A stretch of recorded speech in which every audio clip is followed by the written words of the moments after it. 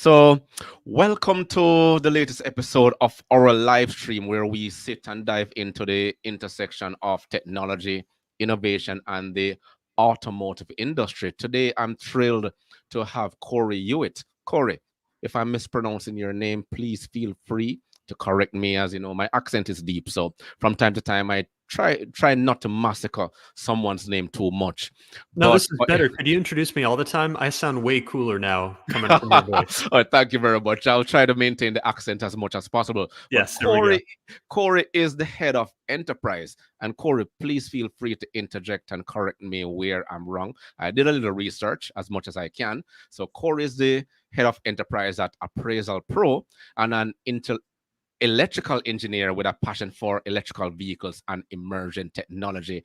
For anyone who's been listening to my live stream and been watching, I'm big on EVs. I try to discuss the pros and the cons. So he's been at the forefront of revolutionizing the trading process for car dealers by leveraging big data and machine learning. So Cory, welcome to the show. And the thing is, we're going to start off with the big question. You've been a game changer in the automotive industry, especially with the introduction of big data into the trading process. Can you tell us how Appraisal Pro uses big data to enhance the accuracy of vehicle appraisals and improve the overall trading experience for dealers? I'd be happy to. So the way that it worked before we came around, dealers might take a look at a car and they'd use their eyeballs to scan it. Does this car look like everything's right? Maybe ask some questions and then come up with an offer for the car.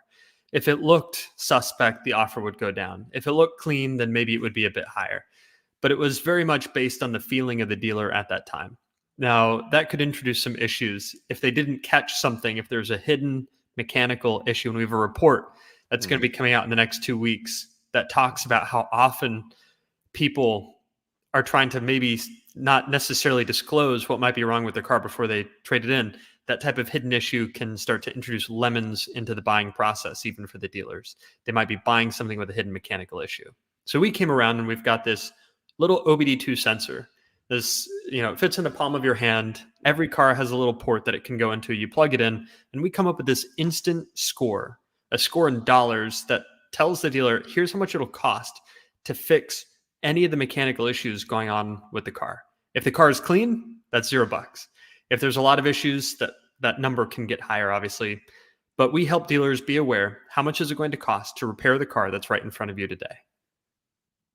But I'm just trying to leverage this because I've been a part of the automotive industry for over 20 years and I'm privy to what goes on behind the scenes.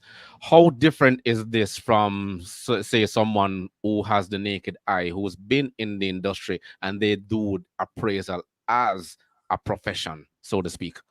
Now, what we saw when we did our customer discovery is a lot of the dealers would just look at a car. If the car had no lights on, if the car seemed clean, maybe it was a single title vehicle, then they would just go for the book value. Here's what we're going to offer you. Mm-hmm.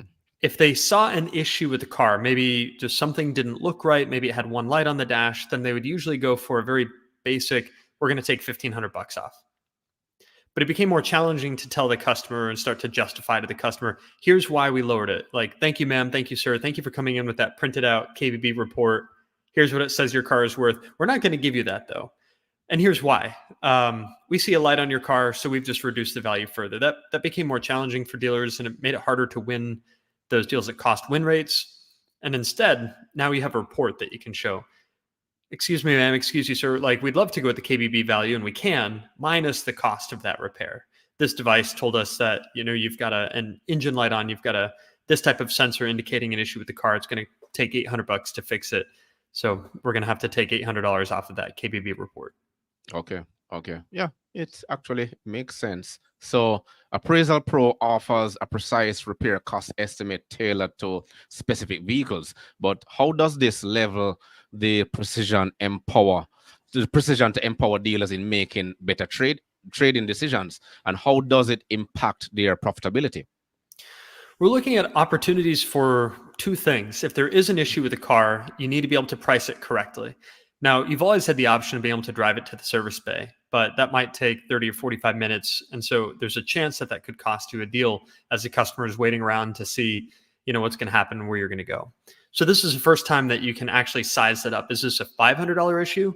This is a $1,500 issue. And you can get closer to what that real number is, and you can make a more educated decision on what you're going to offer for the car. On the flip side, we've noticed that customers feel more confident in the value, even if it's a lower value. If somebody just explains to them, the internet said X, we need to subtract this money, and so here's what our new offer is going to be. They feel like it's a more fair value because they could follow the math on how that took. So even if you have to reduce the value that you want to offer for the vehicle, you still want to be able to complete the trade, and this helps the customer feel more confident that they're getting a fair price for it. Okay, it totally makes sense. As you know, we're moving into the age of AI, so we can't leave that behind. The only problem we're having now, a lot of people are going to be out of a job as soon as the technology improves, and a lot of people are not ready for that type of technology yet, believe it or not. So, but the role of machine learning, the thing is, machine learning plays a significant role in AppraisalPro's system. How could you share how this technology is integrated into your appraisal tool and the benefits it provides to both dealers and the customers? So to my knowledge, we might be probably the biggest data OBD2 company in North America.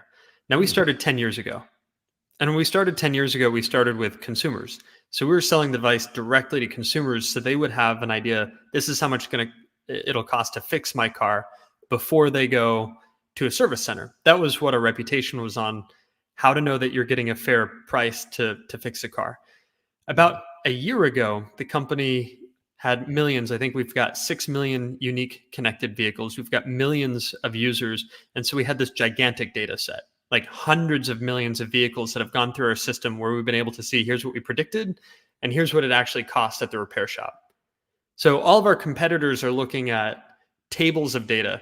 If the code says, U01234, here's how much time it'll take, here are the parts it'll take. If there are 5 codes, you get 5 prices to fix the car. That's the old way of doing it. That's how our competitors do it. Okay. We've got so much data now, we can start to look at, based on your car, not just the year, make, model, based on the year, make, model trim in this zip code, here's how much people are really paying to resolve any of the codes that are open. And so we can start to come up with, this is the most likely total value, and here's the 1 or 2 fixes that'll resolve all the lights that are on all at once. So we're using machine learning to find those trends. People just like you, people with cars just like this, people in this zip code, what were they actually paying to fix it? And then we're giving that value back to both our consumers, and now in the division that I run, Appraisal Pro, we're giving that to dealers too. Wow. I won't even get into how you actually garnered those data to have it precisely, accurately spit it out to the actual dealers itself, so they can actually know the background of that particular information to relate it to the customer. But with your background in electrical engineering and passion for EVs, how do you see the electrification transition impacting the trading market? I mean, I think that we can take a look right now and see that maybe the news headlines have suggested that used EVs have lost a lot of value. Yes. I think it's created an enormous buying opportunity. A used EV right now you can have with a great warranty on the battery, and it's got a very attractive purchase price. And so there's a lot more incentive for people to start trading in their older ICE vehicles to be able to, pick up an EV. In the US, I think that the average age of a vehicle now is about 12 and a half years old. Yes. Average, which means we've got some 15, 20, 25-year-old vehicles on the road that people are going to start trading in for something to replace it, right? And we're going to look to a lot more EVs being picked up and traded in on. So if somebody takes a 19-year-old car to a dealer to trade it in and they want to switch it over to an EV, we're paying attention to, does the dealer know how to price that accordingly? If there's a light on the dash, is it a big deal or is it a little deal? And how can they make sure that person is able to complete that trade? Okay. But what do they do with those actual trades, those old vehicles, those 25-year-olds, those 30-year-old vehicles, the average age is 12 and a half years. What do they do with those actual trades? What's really interesting to me, and I had the opportunity to serve on committee at last year's NatBat Lithium Battery Recycling Workshop. We need to work on the name, but the collection of people that are focused on electric vehicles and batteries in North America. We got together, and one of the things that I was educated about is the car. We think about car, and sometimes with gas cars, maybe the perception is like, oh, gas cars are dirty. I'm pro EV for the record, but all vehicles are the most recycled and reused finished product humans have ever made. So even Mhm. with a 20-year-old vehicle, if it's still running, we're going to find somebody else who wants to take advantage of that running vehicle. And if it stops running, then we have an opportunity to start taking parts off of it. And once we Mhm. take all the useful parts off of it, we have an opportunity to melt it down and make another car, right? Like Yeah. there is still a lot of value and utility even in old and older vehicles. Yeah, definitely. There's always something need to be had. But as the vehicles age, sometimes we just discard them unless we try to. It depends on the type of the type of vehicle. Then it goes into a collector's item, Yeah, which exactly. yeah, which where they're turning into antiques, and you have people out there now restoring those cars, depending on the make and the model. But are there the thing is, are there unique challenges or opportunities that Appraisal Pro is addressing in this particular space? What are the challenges right now?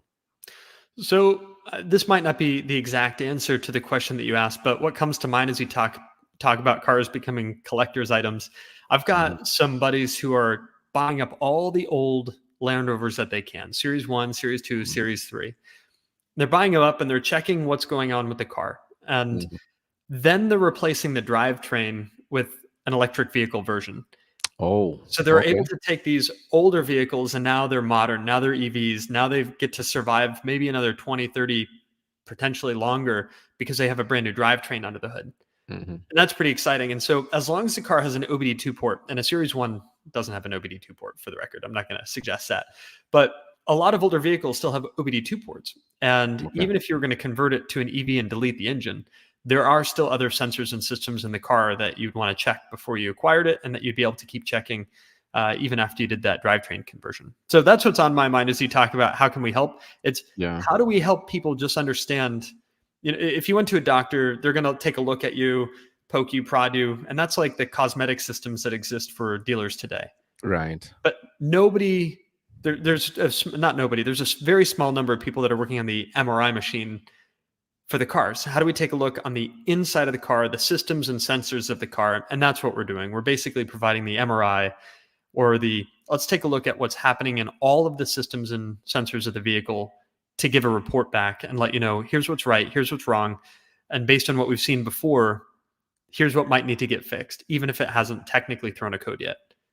Yeah, all valid points. And I'm happy you mentioned about those Land Rovers, Series 1, Series 2, Series 3, because there is a company here in Canada, in Vancouver. Um, I stand corrected. Edison Motors come to mind.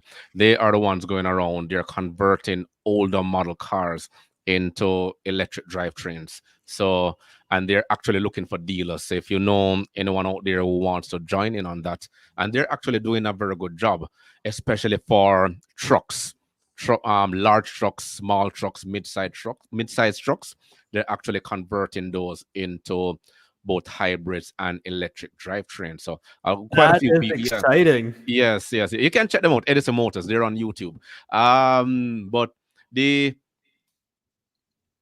as vice chair at you're also vice chair at SAE International. Is that correct? Yes, the Society of Automobile Engineers is its old Engineers, school yes. name, but So basically, yeah, I kind of shortened the acronym, so it's best for you to oh, pronounce it out SAE. loud. No, that's the name now, because we're Okay. way more than just automobiles. We're basically involved in all sorts of transportation methods, airplanes, and of course, cars and boats and stuff.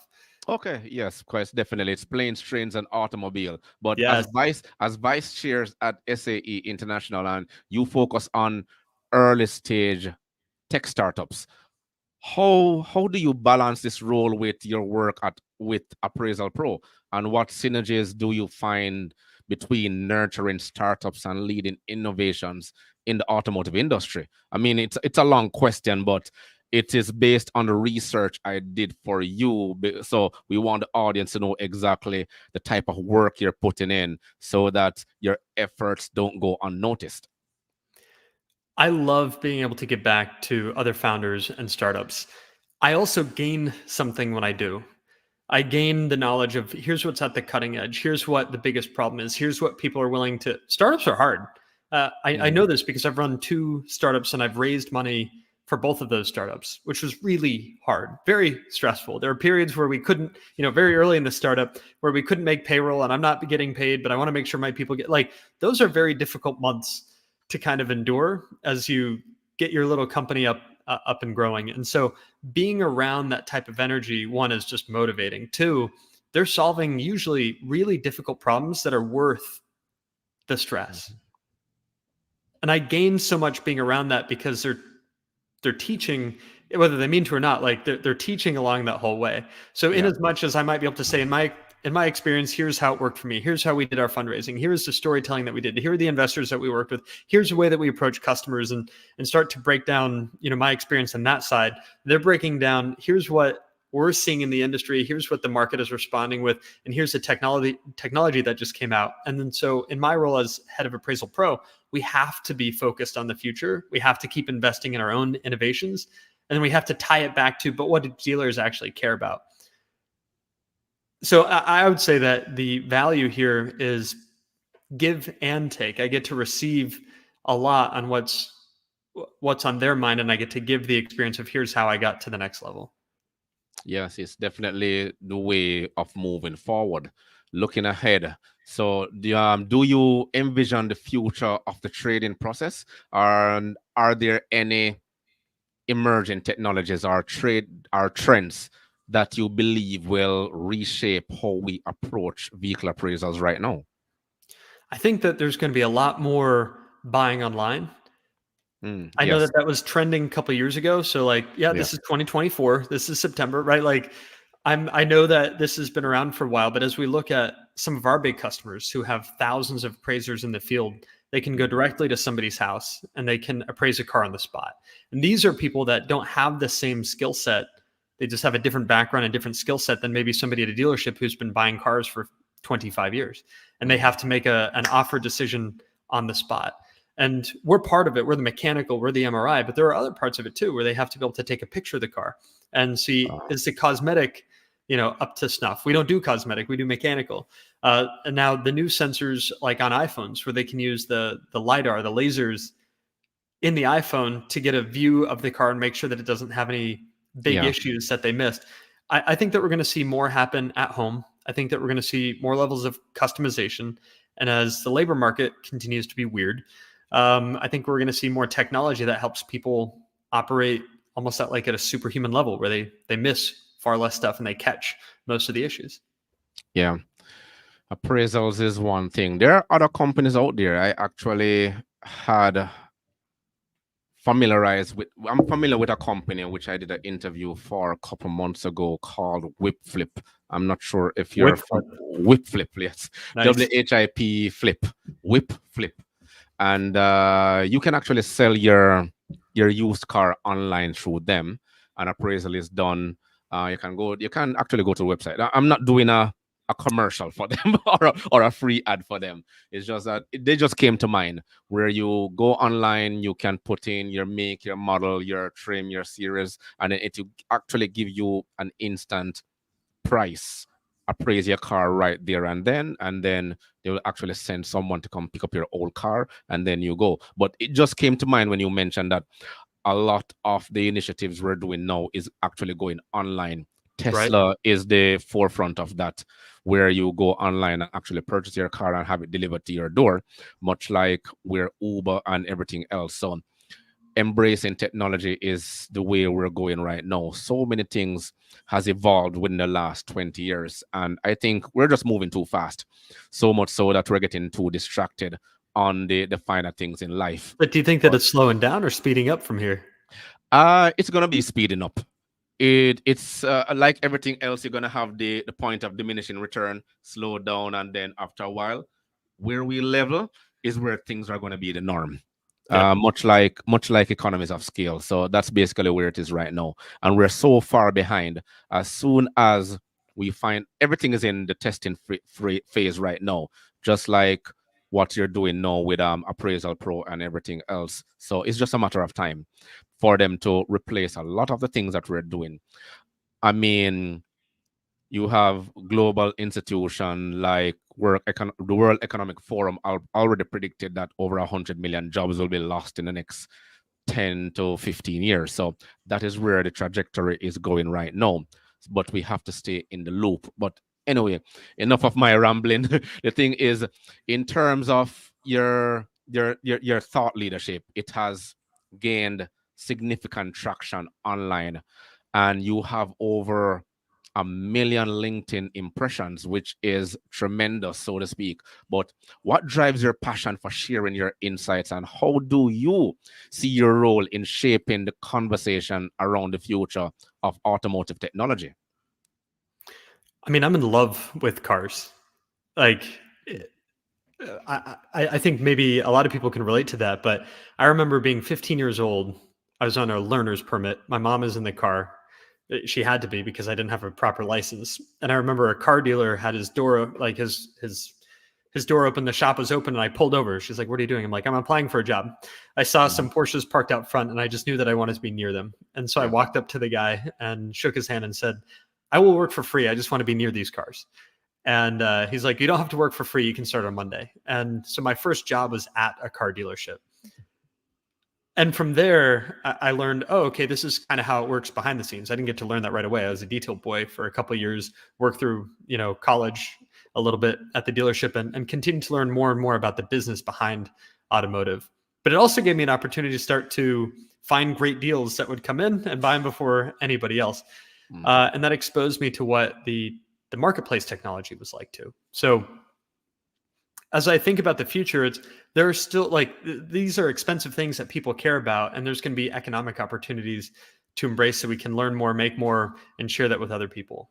On the consumer of the vehicle side, you mentioned that you like EVs. I've got kids, and so what's exciting for me is to show them, hey, we can take EVs and we can do neat things. So this summer we took an EV, the F-150 Lightning, and we pulled a solar-enabled RV for a couple of weeks around the southern U.S. Mm. And that was a lot of fun. We got to go on this EV RV road trip. The kids were real excited about it. They were like, oh, we haven't seen, when we would stop, people would tell us, we haven't seen an F-150 Lightning towing before. How does it do? How long's the range? Yeah. How long have you had it? I'm like, 12 hours. We just picked it up. And so it's just a lot of fun to be in these vehicles, see what they can do, see the adventures that they can take us on. And then as business people, how do we make sure that we can make money while helping people connect with the right vehicle for them? Yeah. I can share my personal experience. I love EVs, but I did a road trip from New Jersey all the way to Toronto. 6 hour trip turned out to be 9. Range anxiety, yeah, actually caught us because we weren't able to pinpoint exactly where the fast chargers are. So when you go on the map, it doesn't tell you exactly which charger is a regular charger than a fast charger. It just gives you location. But that's just my thing. But it was a Yeah, that's a beautiful challenge. vehicle. Yeah, it was a beautiful vehicle. It the Hyundai Conic, something like that. Yeah, it was a Hyundai, something like Oh that. yeah. The Yeah, Kona? beautiful. Yeah, Kona. Yeah, it was nice to drive. It was smooth, adventurous, but I still have to try to transition myself away from gas. You're passing so many gas stations along the way, driving and driving and driving until you get to an electric outlet. Man, it was really an adventure, but we made it home. But I'm but glad that you made it home. For a lot of people, it's going to be a brand new experience, right? They're driving past the Shell. They're like, I know how to use that thing. How do I use those other things, and where do I go? yes, yes. It was a brand new experience, but enough a lot to talk about. I will be sharing it one day on social media. Actually recorded it on my trip Hey, there coming you go. in. Yes, I actually recorded the trip coming in, and let's see how it actually goes. But from your portfolio, again, it's clear you're passionate about customer experience.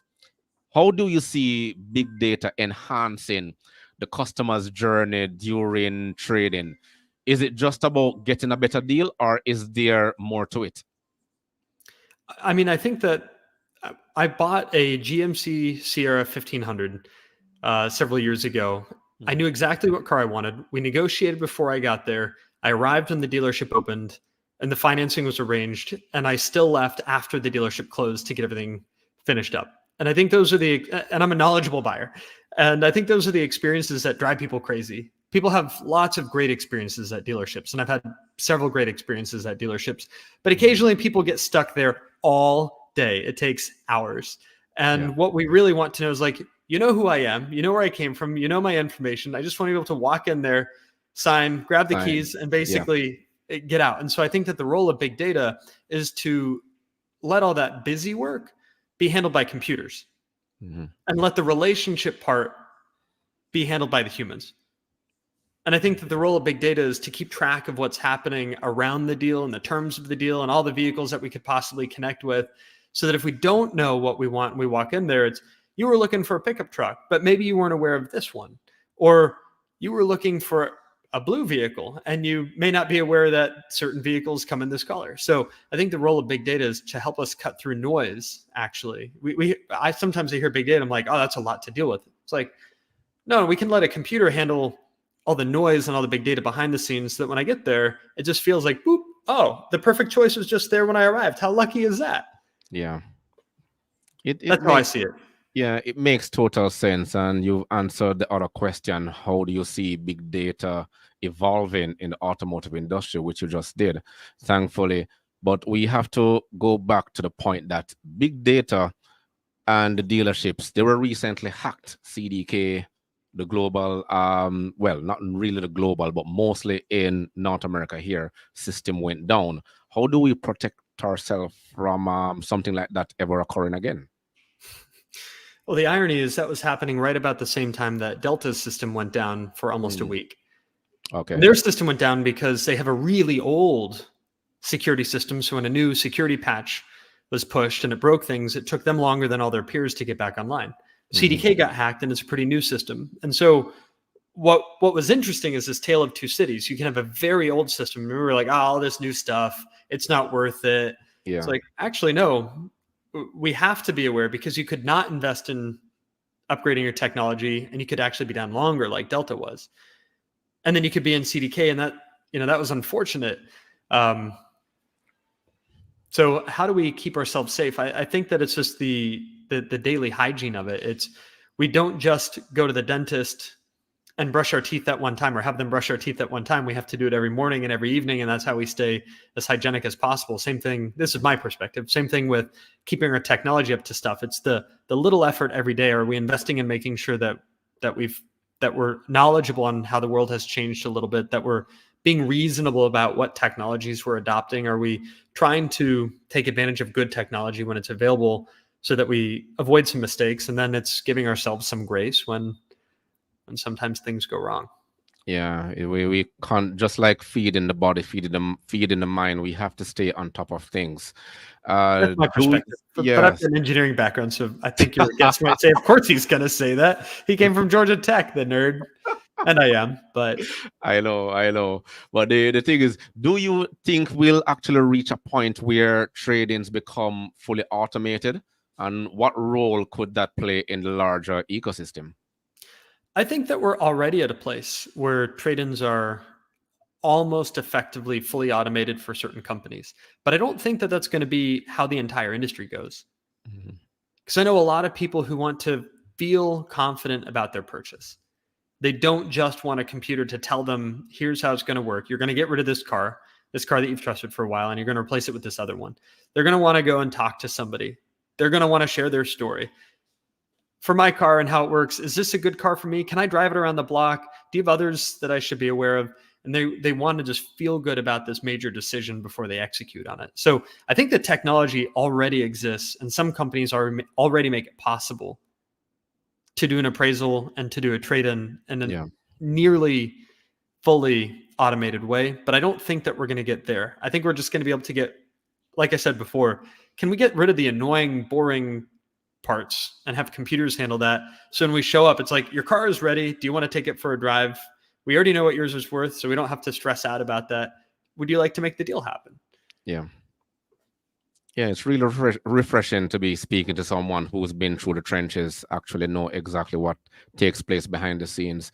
Today's dealership environment doesn't encompasses that anymore. We just bring people in from other industries. They think they understand, but you have to start somewhere, either in the garage area where you're an apprentice, you become a mechanic, certified mechanic, to to a certified technician, master tech Yep. work. You become a workshop supervisor, manager, eventually the service manager, and more. Believe it or not, most successful general manager comes from either the parts department or the service department. That's basically what it is. What it is, because they understand the dealership environment from a holistic standpoint. When they come through the ranks of sales, that's all they know: how to sell cars and how to get around and fudge the numbers. But they don't understand what takes place in the background. And if you ask the average general manager right now what the absorption rate is, he can't tell you. But anyway, that's a basically different story. And but your work often involves pushing boundaries, and I've seen that. What challenges do you foresee in the widespread adoption of tools like Appraisal Pro, which you have right now, and how can dealers overcome these hurdles? Well, I'm glad that you brought up, the rising of the ranks on the mechanic side. And the reason why is we hired those master techs. So even though we're an AI system, we are very pro human at the same time, and we want to get the best knowledge that we can. So we hire people from dealerships and from dealership operations. We've Mhm. got full-time master techs on staff, and we're trying to use that to make sure that even though we're building a technology, we're at the end of the day, we are building that for the humans that get to participate in the process. And how have we built it in a way that they feel comfortable using it, they know how to use it, and it's giving them information that they can take action on. It's not just a page of numbers. It's here's what you can do to win this deal, here's what you can do to make sure that your margins are protected but the customer feels good about the offer that they're getting. Those are the things that are, kind of on my mind. The Oh, sorry, your mic just went out just for a brief moment.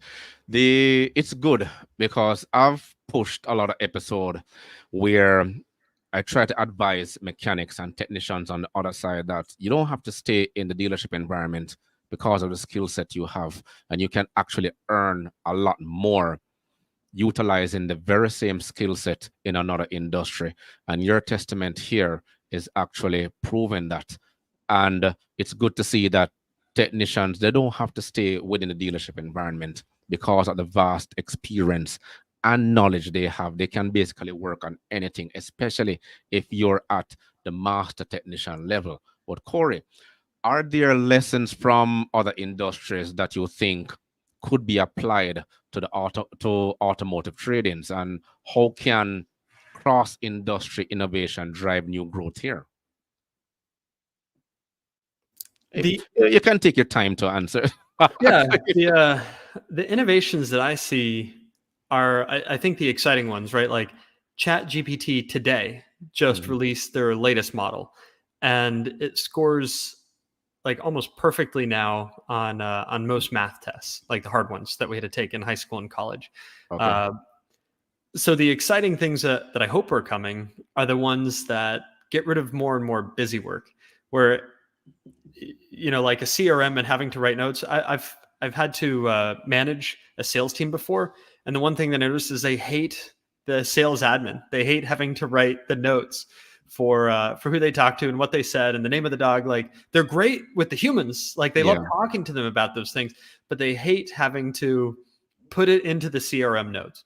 And wouldn't be great if more and more of that stuff just got handled automatically, like Siri's paying attention so it could listen and know what's happening, put it in the notes automatically. A picture is taken and it knows like, oh, that was a picture that you took of that customer when you were delivering their car. So one, we can email that to them because they'd probably appreciate that. And two, we can add it to the CRM so that if they come back 5 or 10 years from now, or if their kids come back, we can remind them of that great experience that they've had as a family, working with us. So maybe I shifted the question again. I apologize if I did, but like I get excited about this technology, and it's how do we start to fuse more and more of it together so the Yeah. fun parts are more fun and the boring parts disappear. What about the cross industry innovation? Cross industry innovation. Yes. Thank you. I'm practicing to be a politician. You ask a question, I just create my own answer. Like, It's okay. It's okay. We have the time. oh man. So before this, I have some experience. I had the privilege of being able to work for Gulfstream Aerospace Corporation, and that was a lot of fun. And so as I think about like what could automotive learn from aerospace, and what I think about is workflow design. I get to work in the cockpit or the flight deck.